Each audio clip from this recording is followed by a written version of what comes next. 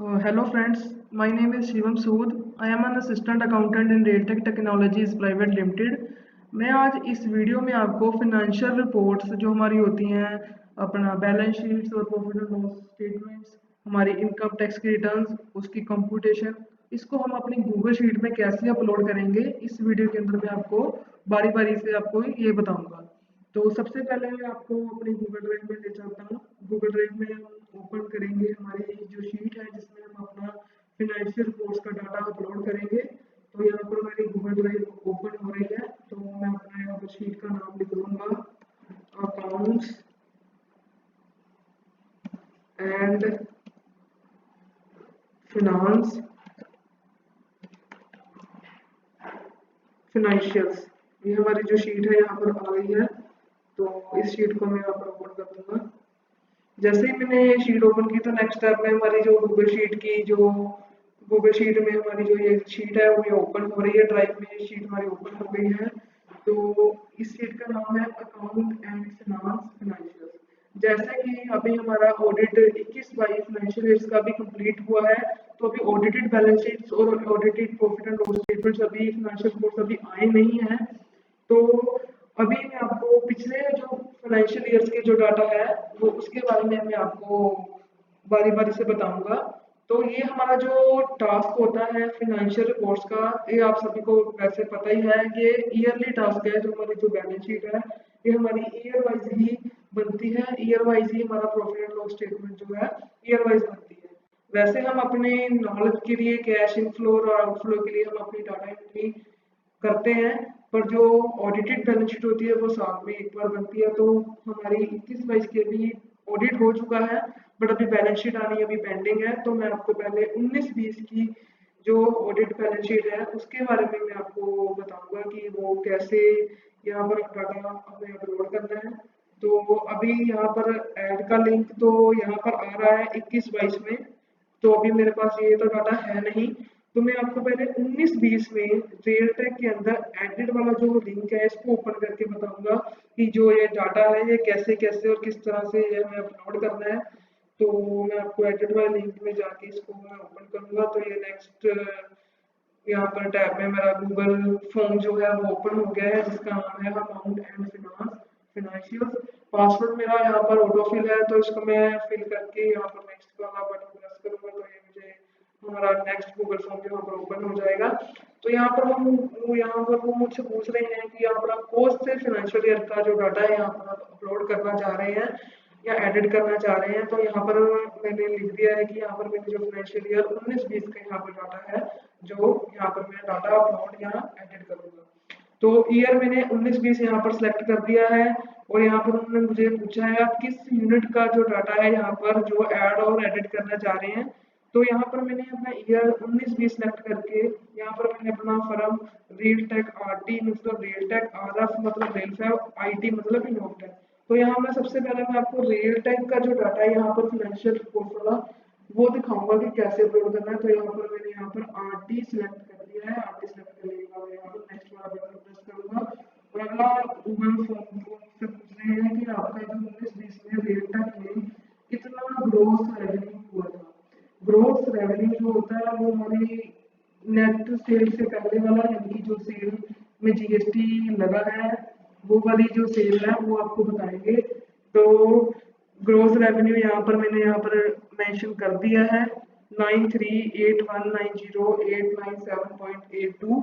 अब इसमें से अगर मैं जीएसटी को निकाल दूंगा तो मेरा वो नेट रेवेन्यू बच जाएगा।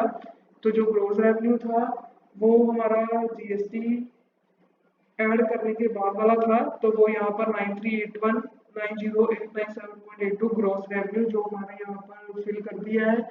उसके बाद जो नेट रेवेन्यू है इसमें से जो जीएसटी वाला है वो माइनस होके यहाँ पर नेट रेवेन्यू आपके सामने शो हो रहा है जो है 83,725,5977.71। उसके बाद उन्होंने अगला ऑप्शन मुझसे जो पूछ रहे हैं वो है अदर इनकम। जो हमारी कंपनी में सेल्स के अलावा जो हमारी अदर इनकम हो रही है, अगर हमारी रेंट के अंदर किसी हमने किसी को लीज में दिया है तो उसमें से हमें कोई रेंट मिल रहा है तो वो हमारी इनडायरेक्ट इनकम या अदर इनकम का पार्ट बन जाता है। या हमें कोई पार्टी से कोई रेट एंड डिस्काउंट मिल रहा है तो वो हमें यहाँ पर अदर इनकम पे यहाँ पर हमें शो करना पड़ेगा। तो जैसे कि हमारी रेलटेक की फर्म है, तो इसमें हमने अदर इनकम में हमारी जो फाइनेंशियल ईयर 19-20 में ये अदर इनकम शो हो रही थी, तो यहाँ पर वो भी मैंने लिख दी है 28,757,999.74, ये हमारी अदर इनकम है।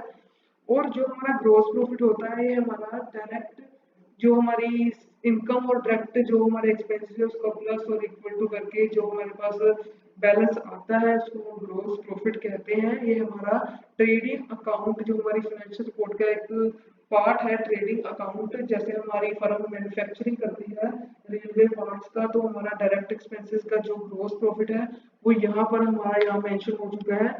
ये है 350319646.61, ये हमारा ग्रॉस प्रॉफिट है। जो डेप्रिसिएशन होता है, जो हमारी कंपनी या हमारी फैक्ट्री के अंदर जितने भी फिक्स एसेट जो हमारी कंपनी उसको यूज कर रही है during the period during the year, वो उस फिक्स एसेट पे जो हमारा डेप्रिसिएशन लगता है वो यहाँ पर मेंशन होगा। तो 19-20 में रेलटेक के अंदर जो डेप्रिसिएशन लगा था हमारे फिक्स एसेट के अंदर वो है 21296512.27। तो ये भी मैंने यहाँ पर मेंशन कर दिया है। तो उसके आगे मैं आपको लेके जाता हूँ तो टोटल फाइनेंशियल एक्सपेंसेस। तो टोटल फाइनेंशियल एक्सपेंसेस मीन्स की जो हमारे फाइनेंशियल मीन्स की जो बैंकिंग के रिलेटेड हमारे एक्सपेंसेस हुए हैं, जैसे bank charges, bank interest bank charges and other expenses related to the bank, ये हमारे वो वाले टोटल फाइनेंशियल एक्सपेंसेस यहाँ पर मेंशन हो जाएंगे। जैसे हमारी ऑडिटेड बैलेंस शीट हमारे पास आती है तो इसका जो सेपरेट हेड बन के आते हैं, तो इसमें मैंने टोटल फाइनेंशियल एक्सपेंसेस जो हमारे बैंक के चार्जेस होते हैं, इंटरेस्ट होता है, वो यहाँ पर मेंशन हो गया है। जो इसकी अमाउंट है 28,717,359.17। और जो उसके बाद हमारा आता है नेट प्रॉफिट, जो हमारी डायरेक्ट एक्सपेंसेस के बाद जो हमारा ट्रेडिंग अकाउंट में जो ग्रॉस प्रॉफिट निकलता है वो हमारे प्रॉफिट एंड लॉस में ट्रांसफर होने के बाद जो इनडायरेक्ट इनकम है, इनडायरेक्ट एक्सपेंसेस है, उसको प्लस माइनस होने के बाद जो हमारे पास नेट प्रॉफिट बचता है वो यहाँ पर मैंने यहाँ पर जो है आपके सामने मेंशन किया हुआ है, ये लिख दिया है, जिसकी अमाउंट 171029275.66। ये आपके सामने जो नेट प्रॉफिट की अमाउंट है ये मैंने लिख दी है। उसके बाद total income tax during the year जो रेलटेक ने 19-20 में जो इनकम टैक्स पेड किया होना है, तो जो पे हुआ है वो यहाँ पर लिख दिया है 44839000। और उसके बाद उन्होंने पूछा है कि आपने जो इनकम टैक्स की जो रिटर्न है वो फाइनेंशियल ईयर 19-20 की जो रेलटेक की रिटर्न थी वो किस डेट को वो रिटर्न फाइल की है। तो मैंने अपने इनकम टैक्स की रिटर्न को ओपन किया तो मैंने देखा कि मैंने जो मेरी रिटर्न है वो 2 नवंबर 2020 में हमारी जो रिटर्न है वो सबमिट हुई थी। तो मैंने यहाँ पर अपनी डेट 2 नवंबर 2020 भी लिख दी है। और उसके बाद उन्होंने हमसे ये पीडीएफ मांगे थे जो मैंने यहाँ पर अटैच किए हुए हैं, जिसमें से पहला था आईटीआर। आईटीआर है हमारी इनकम टैक्स की जो रिटर्न है रेलटेक की। तो उन्होंने हमारे से पूछा कि हमारी जो इनकम टैक्स की रिटर्न है वो यहाँ पर अपलोड कर दो। तो जैसे ही मैंने सीए से ये डाटा मिला तो हमने ये इनकम टैक्स की रिटर्न यहाँ पर पीडीएफ बना के यहाँ पर अटैच कर दी है। उसके बाद उन्होंने ऑडिटेड बैलेंस शीट मांगी थी, तो यहाँ पर मैंने ऑडिटेड बैलेंस शीट की पीडीएफ बना के यहाँ पर अटैच कर दी है।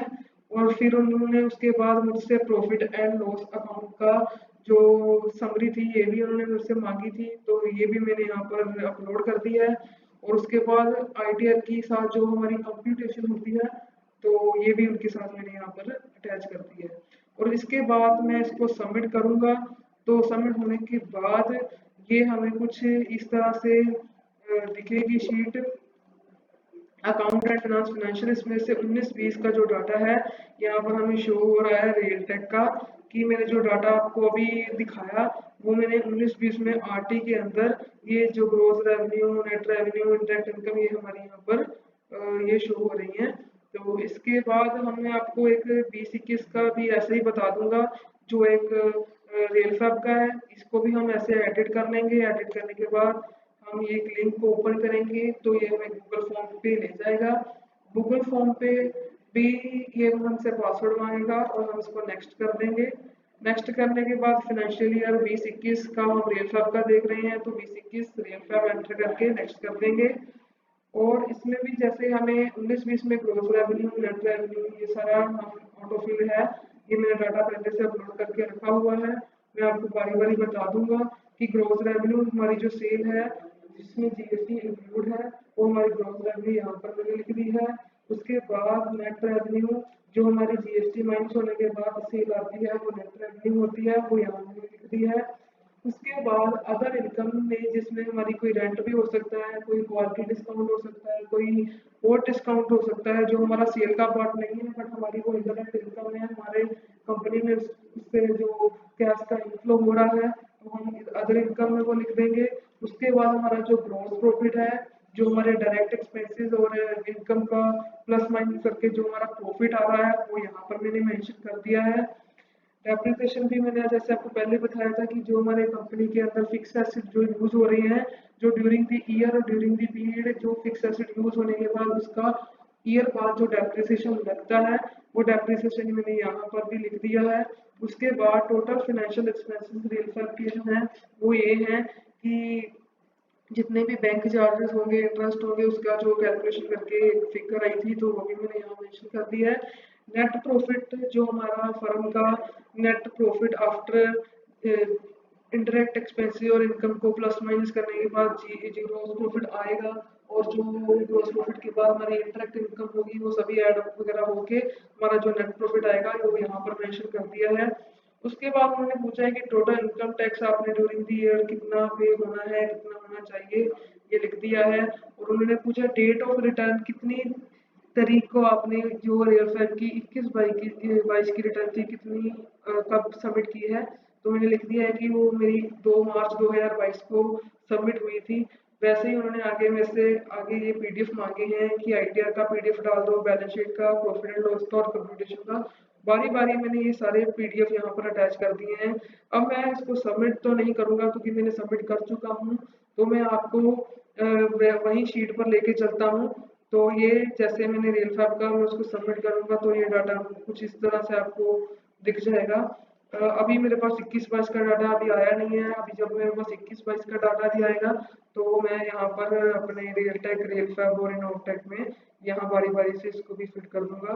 तो इस वीडियो में इतना ही। Thank you and have a nice day.